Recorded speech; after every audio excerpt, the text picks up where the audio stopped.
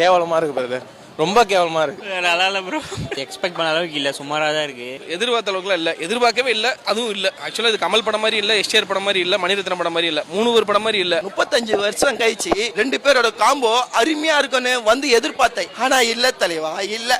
மலை மேல இருந்து உருந்து வர கமல் ஒரு புல்லட் போட்டு சிலம்பர், என்ன லாஜிக்னு ஒன்றும் புரியல. நல்லா இருக்கிற மாதிரியே இருக்கு, நல்லா இல்லாத மாதிரியே இருக்கு. தமிழ் பிலிம் இண்டஸ்ட்ரி ஏன் நாளுக்கு நாள் இவ்வளவு கேவலமா போயிட்டு இருக்குன்னு சத்தியமா தெரியல. நாம பெரிய பெரிய ஜாம்பவான்களாக பார்த்தவங்க ரீசெண்ட் டேஸ்ல எடுக்கக்கூடிய திரைப்படங்கள் எல்லாமே சூற மொக்கையா தான் இருக்கு. புதுசா வரக்கூடிய இயக்குனர்கள் நல்ல நல்ல திரைப்படங்கள் எடுக்கிறாங்க. அதிலும் இந்த வாழை, டூரிஸ்ட் ஃபேமிலி இத மாதிரியான மட்டமான கதைகள் கொண்ட திரைப்படங்களை தலையில தூக்கி வச்சு கொண்டாடுது இந்த தமிழ் சமூகம். இதுல அந்த வாழை படத்தை கூட நம்ம விட்டுறலாம். ஒரு 10-12 சீன்ஸை தவிர மிச்ச எல்லாத்துலயுமே பாத்தீங்கன்னா அந்த மக்கள் பட்ட கஷ்டத்தை அந்த படத்துல காட்டுறாங்க.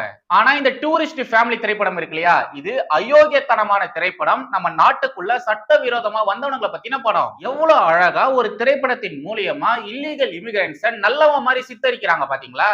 இதே மாதிரி சட்டவிரோத வேற நாடுகளுக்கு இவனுங்க போயிருந்தானுங்கன்னா அந்த நாடு என்ன பண்ணிருக்கோம், இவனுங்களை குனிய வச்சு கும்மி அடிச்சிருக்கோம். ஆனா இவனுங்களா பாருங்களேன், இவனுங்க என்ன பண்றானுங்க பாருங்களேன், அவனுங்க எல்லாருமே நல்லவர்கள் அப்படின்ற மாதிரி வக்காலத்து வாங்கி திரைப்படம் எல்லாம் எடுக்கிறானுங்க. இந்த அயோக்கியத்தனமான படத்தை பெரிய பெரிய இயக்குனர்களை வச்சு, சொசைட்டில பெரிய ஆளுங்களா இருக்கிறவங்களை வச்சு ப்ரொமோட் வேற பண்றானுங்க. இந்த கேடுகட்ட கதை கொண்ட திரைப்படத்தை ஹிந்தில வேற எடுக்க போறதா பேச்சுவார்த்தை எல்லாம் போயிட்டு இருக்கு. ஒருவேளை இந்த படத்தை ஹிந்தில எடுத்தாங்கன்னா ஹிந்தில இந்த படத்துடைய கதைக்கரு எப்படி இருக்கும்? சட்டவிரோதமா நம்ம நாட்டுக்குள்ள ரோஹிங்கியா பன்னிகள் வரானுங்க இல்லையா, அந்த ரோஹிங்கியா பன்னிகளை நல்லவனுங்க மாதிரி சித்தரிப்பானுங்க. தமிழ்ல இந்த திரைப்படம் எடுக்கும்போது ஈழத்தமிழர்களை இவங்க காட்டுறாங்க. ஆனா ஹிந்தில இந்த திரைப்படத்தை எடுக்கும்போது ஈழத்தமிழர்களை காட்ட முடியாது. அதனால கண்டிப்பா இவனுங்க ரோஹிங்கியா பன்றிகளை தான் காட்டுவானுங்க. அவனுங்கள நல்லவனுங்க மாதிரி இவனுங்க ப்ரொஜெக்ட் பண்ணுவானுங்க. ஆல்ரெடி அந்த சாக்கடை பன்னி கூட்டம் பன்னிக மாதிரி குட்டிகளா போட்டு தள்ளுதுங்க. இத்தனைக்கும் அதுங்க எல்லாமே அகதிகள் முகாம்ல தான் இருக்குதுங்க. அகதிகள் முகாம்ல இருக்கும்பொழுது இத்தனை பன்னி குட்டிகளை போட்டிருக்குங்க. இந்த கூட்டத்தினாலேயே நம்ம நாட்டுக்கு மிகப்பெரிய தலைவலியா இருக்கு. ஆனா நம்ம நாட்டுக்குள்ள இருக்கிறவனுங்க என்ன பண்றானுங்க, அவனுங்க எடுக்கக்கூடிய திரைப்படங்கள் மூலியமா அவனுங்க மேல எல்லாம் ஒரு சிம்பத்தியை கிரியேட் பண்றானுங்க. கங்குவா, இந்தியன் 2 இந்த திரைப்படங்கள்லாம் எவ்வளவு கேவலமா இருந்துச்சு. அந்த திரைப்படங்கள்ல ஒரு மயிரும் கிடையாது. அந்த படங்களையே நம்முடைய தமிழக மக்கள் தூக்கி போட்டு மிதிச்சாங்க. என்னதான் அந்த திரைப்படங்கள்ல பெரிய பெரிய ஜாம்பவான்கள் இருந்திருந்தாலும், பெரிய பெரிய நடிகர்கள் இருந்திருந்தாலும் அந்த படம் பெருசா எடுபடவே இல்லை. முக்கியமா தமிழகத்துல சுத்தமா எடுபடல. இப்ப தக் லைஃப்னு ஒரு படம் வந்திருக்கு. அந்த படம் இந்த கங்குவா, இந்தியன் 2 இதை விட பல மடங்கு மோசமா வர இருந்திருக்கு. மணிரத்னம், கமல், சிம்பு, த்ரிஷா, ரகுமான் பெரிய பெரிய பட்டாளங்களே இந்த திரைப்படத்துல இருந்தாலும் இந்த படமானது தமிழகத்துல நக்கிட்டு தான் போயிருக்கு. காஜிமுத்து என்று செல்லமாக அழைக்கப்படும் நம்முடைய வைரமுத்து அவர்கள் இந்த படத்துல வேலை பார்க்கவே இல்லை. அவரு ஒரு இந்த படத்துல எழுதவே இல்ல. தொடர்ந்து அந்த ஆளை எல்லாருமே புறக்கணிச்சுட்டு வந்துட்டு இருக்காங்க. என்ன காரணம்னு தெரியல. ஏதாச்சும் கேஸ் இருக்கா, இவரை யாரும் சேர்த்துக்க கூடாதுன்னு சொல்லியிருக்காங்களா அப்படின்றதெல்லாம் நமக்கு தெரியல. இந்த மணிரத்னம் எப்பவுமே வைரமுத்துவை தான் வச்சுப்பாரு. பட் அவருடைய ரீசன்ட் பிலிம்ஸ்ல எல்லாம் இந்த வைரமுத்துவை சேர்த்துக்கவே இல்லை, கிட்டியே விடல. மணிரத்னமும் ரகுமானும் காஜிமுத்துவை கை கழுவிட்டாங்க போல. அவன் இருந்தா மட்டும் என்ன அந்த படத்துல அவன் அறுத்து தள்ளிடுவானா? எவன் இருந்தாலும், எவ்வளவு பெரிய ஸ்டார்ஸ்கள் அந்த படத்துல நடிச்சிருந்தாலும் கதை இல்லைன்னு வச்சுக்கோங்களேன், அந்த படம் ஓடவே ஓடாது. எப்பொழுதும் எதிராசன் வடிவழகு என் இதய தொழுதால் இல்லை எனக்கெதிர், இல்லை எனக்கெதிர், இல்லை எனக்கெதிரே. ஸ்ரீமதே ராமானுஜாய நமஹா. எனதருமை தேசியவாதிகள் அனைவருக்கும் வணக்கம். இந்த வீணா போய் விளங்காம போன கமலஹாசன் வாயை வச்சுக்கிட்டு சும்மா இல்லாம தக் லைஃப் படத்தினுடைய ஆடியோ லான்ச்சின் பொழுது தேவையில்லாம மொழி பிரச்சனையை இழுத்து விட்டான். தமிழிலிருந்து உருவான மொழிதான் கன்னடம் அப்படின்ற மாதிரி ஒரு விஷயத்த சொல்லி விட்டான். அத மாதிரி எல்லாம் இவன் சொன்னதுனால கன்னட மக்கள் பயங்கர கோவத்தோட இருந்திருக்காங்க. இந்த படத்தை, இந்த தக் லைஃப் படத்தை நாங்க கர்நாடகால புறக்கணிக்கிறோம். அவன் மன்னிப்பு கேட்டா மட்டும்தான் நாங்க இந்த திரைப்படத்தை வெளியிடுறதுக்கு அனுமதி கொடுப்போம் அப்படின்ற மாதிரியான டிமாண்ட்ஸ்களை முன்னெடுத்து வச்சாங்க. மன்னிப்பு கேட்பீங்களா அப்படின்ற மாதிரி கமலஹாசன் கிட்ட கேள்வி கேட்கும் பொழுது அன்பு என்னைக்குமே மன்னிப்பு கேட்காது அப்படின்ற மாதிரி இவரு சொல்லியிருக்காரு. யோ, உன்கிட்ட அவன் என்ன கேட்டா, மன்னிப்பு கேப்பியான்னு தானே கேட்டான். மன்னிப்பு கேப்பியான்னு கேட்டா கேட்பேன், கேட்க மாட்டேன் அப்படின்ற மாதிரி ஏதாச்சும் ஒண்ணு தானே சொல்லணும். அதை விட்டுட்டு ஏயா கமல் மாதிரியே பேசி உயிரை வாங்குற? ஓ சாரி, நீதான் கமல்ல. இந்த கமல் கன்னட மக்கள் கிட்ட மன்னிப்பு கேட்டாலும் பாவம் கன்னட மக்களுக்கு அது புரியவும் புரியாது. அவ மன்னிப்பு தான் கேட்டான்றதை புரிஞ்சுக்கிறதுக்கே கன்னட மக்களுக்கு நாட்கள் ஆகும், பல நாட்கள் ஆகும். அவனும் குழம்பி, அங்க இருக்கிற மக்களையும் குழப்பி, கேள்வி கேட்கறவனையும் குழப்பி, எல்லாருமே குழப்பி பைத்தியக்காரன் ஆக்கிடுவான். ஏன்னா நம்முடைய கமலஹாசன் வாயிலிருந்து வரக்கூடிய வார்த்தைகளுக்கு அப்பேற்பட்ட பவர் இருக்கு. அந்த மனுஷன் 20-30 வருஷத்துக்கு முன்னாடி எடுத்த படங்களே இப்பதான் எங்களுக்கு எல்லாம் புரிய ஆரம்பிச்சிருக்கு. அப்படி இருக்கும்போது அந்த ஆள் பேசுறதெல்லாம் கன்னட மக்களுக்கு எப்படி புரியும்? இந்த கன்னடம் தமிழ் இந்த மொழி பிரச்சனையானது இன்னும் முடியவே இல்ல. அதுக்குள்ள இந்த தக் லைஃப் படமானது ரிலீஸ் ஆயிடுச்சு. இந்த கமலஹாசன் கர்நாடகா மக்கள் கிட்ட மன்னிப்பு கேட்கணுமான்னு கேட்டீங்கன்னா கண்டிப்பா கமலஹாசன் மன்னிப்பு கேட்கணும். கன்னட மக்கள் கிட்ட மன்னிப்பு கேட்கணும். கர்நாடகா மக்கள் கிட்ட மட்டும் கிடையாது, தமிழக மக்கள் கிட்டயும் இவன் மன்னிப்பு கேட்கணும். பின்ன இப்படிப்பட்ட சூர மொக்கையை எடுத்துப்பட்டு எல்லா சேனல்ஸ் இன்டர்வியூஸ்லயும் பெரிய இன்டெலெக்சுவல் புலித்தி மாதிரி பேசியே மக்களை ஏமாத்தினார் இல்லையா? அதனால கண்டிப்பா கமலஹாசன் மன்னிப்பு கேட்டே ஆகணும். கர்நாடகா மக்கள் கிட்ட மட்டும் கிடையாது, தமிழக மக்கள் கிட்டயும் இவன் மன்னிப்பு கேட்டே ஆகணும். ஓகே, இப்ப நாம தமிழ் திரையுலக ஜாம்பவான் இயக்குனர்களை கொஞ்சம் பார்க்கலாம். நான் பேசிக்கலி பிலிம் ஸ்டூடெண்ட், விஸ்காம் தான் படிச்சேன். அதுலயும் நான் டைரக்ஷன் தான் எடுத்து படிச்சேன். பிலிம் மேக்கர் ஆகிறது தான் என்னுடைய கோலு. இந்த டாட்டூஸ்லாம் பாத்தீங்கன்னா உங்களுக்கே புரியும் நினைக்கிறேன். இங்க வந்து கிளாப் போர்டு இருக்கும், இங்க பிலிம் மேக்கர்னு போட்டிருப்பேன், இங்கேயும் பிலிம் மேக்கர்னு போட்டிருப்பேன். எனக்கு பிலிம் மேக்கிங் தான் ரொம்ப பிடிக்கும். டைரக்டர் ஆகணும்ன்றதுதான் நான் லட்சியமாவே வச்சிட்டு இருக்கேன். எனக்கு இந்த பிலிம் இண்டஸ்ட்ரி பத்தி நல்லாவே தெரியும், பிலிம் மேக்கிங் ப்ராசஸ் நல்லாவே தெரியும், ப்ரொடக்ஷன் எப்படி இருக்கும் அப்படின்றதும் தெரியும். ஒட்டுமொத்தமா இந்த பிலிம் இண்டஸ்ட்ரியில இப்படிப்பட்ட பாலிடிக்ஸ் நடந்தது அப்படின்றதும் எனக்கு நல்லாவே தெரியும். அதனால இந்த திரைப்படத்துல இருக்கக்கூடிய விஷயங்களை பத்தி பேசுறதுக்கு எனக்கு முழு தகுதியும் இருக்கு. ஏன் இந்த விஷயத்தெல்லாம் இப்ப நான் சொல்றேன்னா, இந்த மாதிரி திரைப்படங்களை குறித்து பேசும்பொழுது உனக்கு என்னப்பா தகுதி இருக்கு, அந்த படத்தை விமர்சனம் பண்றதுக்கு உனக்கு என்னப்பா தகுதி இருக்குன்னு கண்டிப்பா கேட்பீங்க. அதனாலதான் சொல்றேன், நான் வந்து பிலிம் ஸ்டூடெண்ட் தான், எனக்கு இந்த பிலிம் மேக்கிங்ல கொஞ்சம் நாலேஜ் இருக்கு. அதனால எனக்கு திரைப்படங்களை பத்தி பேசுறதுக்கான தகுதி இருக்கு. Right, come to the point. நான் விஸ்காம் படிக்கும்போது டைரக்டர் சங்கர், டைரக்டர் மணிரத்னம் இவங்கள பத்தி தான் எப்ப பார்த்தாலும் பேசிட்டே இருப்பாங்க. அவங்களுடைய பிலிம் மேக்கிங் ஸ்டைல்ஸ் இருக்கு இல்லையா, அதை ஸ்லாஜித்து எல்லாம் பேசுவாங்க. ஒரு காலகட்டத்துல மணிரத்னம், சங்கர் இவங்க 2 பேருமே எனக்கு கடவுள் மாதிரி இருந்தாங்க. காலங்காத்தால எழுந்துக்கும் போதும் கூட அவங்க மகர கட்டையை தான் நான் பார்த்து எழுந்துப்பேன். ஆனா ஒரு மெச்சூரிட்டி வந்ததுக்கு அப்புறமா தான் புரிஞ்சுது, மணிரத்னம் மற்றும் சங்கர் இவங்களுடைய பெரிய வெற்றிக்கு காரணம் அவங்க மட்டும் கிடையாது, எழுத்தாளர்களா இருந்த திரு பாலகுமாரன் மற்றும் திரு சுஜாதா தான். நீங்க வேணும்னா பாருங்க, திரு பாலகுமாரன், திரு சுஜாதா இவங்க 2 பேருமே போனதுக்கு அப்புறமா மணிரத்னம், சங்கர் இவங்களுடைய மார்க்கெட் டோட்டலா காலி ஆயிடுச்சு.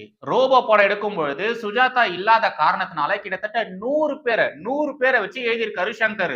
ஒத்த மனுஷன் சுஜாதா, அந்த மனுஷனுக்கு ஈக்குவலா இங்க 100 பேர், 100 இல்ல அதுக்கு மேலேயே ஏகப்பட்ட பேர் அந்த ரோபோ படத்துல ஒர்க் பண்ணியிருக்காங்க. இத மாதிரி அவங்க 2 பேரும் போனதுக்கு அப்புறமா மணிரத்னமும் சரி சங்கரும் சரி பயங்கரமா அடி வாங்கியிருக்காங்க. அவங்க எடுத்த திரைப்படங்கள், அடுத்தடுத்து அவங்க எடுத்த திரைப்படங்கள் எல்லாமே தோல்வி படங்களாக தான் மாறி இருக்கு.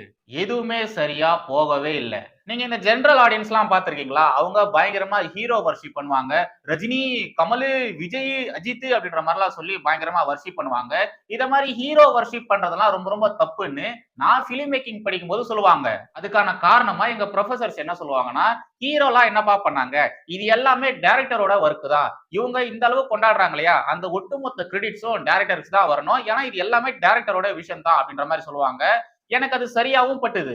அதுக்கப்புறம் கொஞ்சம் வருஷம் கழிச்சு அது தப்புன்னு புரிஞ்சுது. அந்த டைரக்டர்ஸ்க்கு மட்டும் கிரெடிட்ஸ் போக கூடாது, அவங்க இந்த அளவு வந்து நிக்கிறதுக்கு காரணமே அவங்களுடைய எழுத்தாளர்கள் தான். சோ எழுத்தாளர்களுக்கும் அந்த கிரெடிட்ஸ் ஆனது போய் சேரணும். சுஜாதா, பாலகுமாரன் போன்ற எழுத்தாளர்கள் இல்லைன்னா கண்டிப்பா மணிரத்னம், சங்கர் மாதிரியான இயக்குனர்கள் பெரிய அளவுல வின் பண்ணிருக்கவே முடியாது, சக்சஸ் ஆயிருக்கவே முடியாது.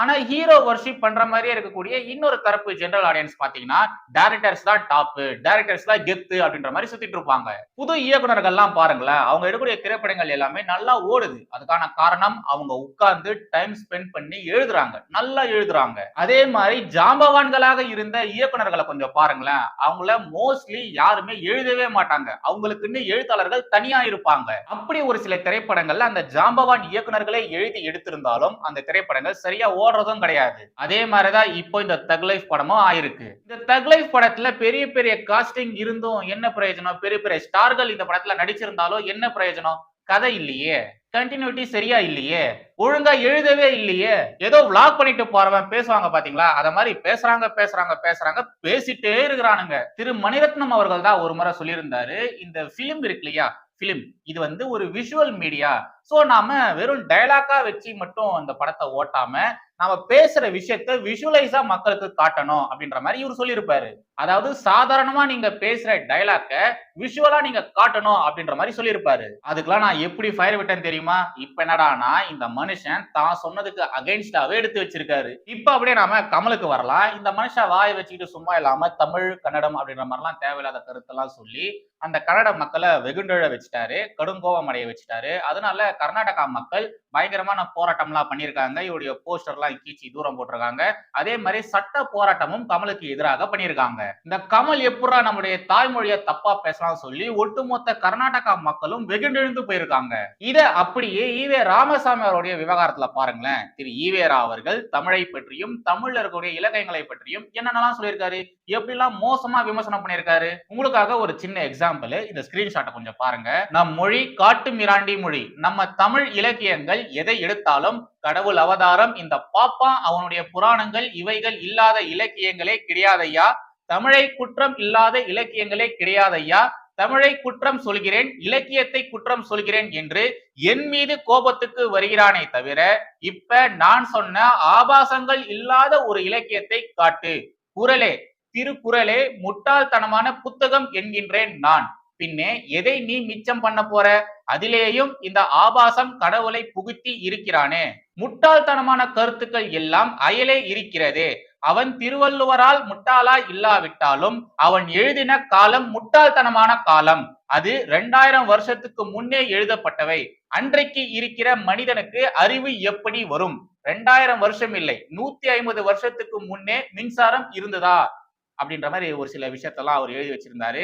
அதுல இருக்கக்கூடிய ஒரு சின்ன ஸ்கிரீன்ஷாட் தான் இப்போ உங்களுக்கு நான் காமிச்சது. இப்படி எல்லாம் தமிழை குறித்தும் தமிழ் இலக்கியங்களை குறித்தும் பேசின ஒருத்தரை தான் இங்க இருக்கக்கூடிய திராவிட கட்சிகள் தமிழின தலைவர் பெரியார் அப்படின்ற மாதிரிலாம் சொல்லி உங்களை நம்ப வச்சிருக்காங்க. நீங்களும் நம்பி இருக்கீங்க. கன்னட மக்களுக்கு இருக்கக்கூடிய மொழிப்பற்றுல ஒரு 10% தமிழக மக்களுக்கு இருக்கா?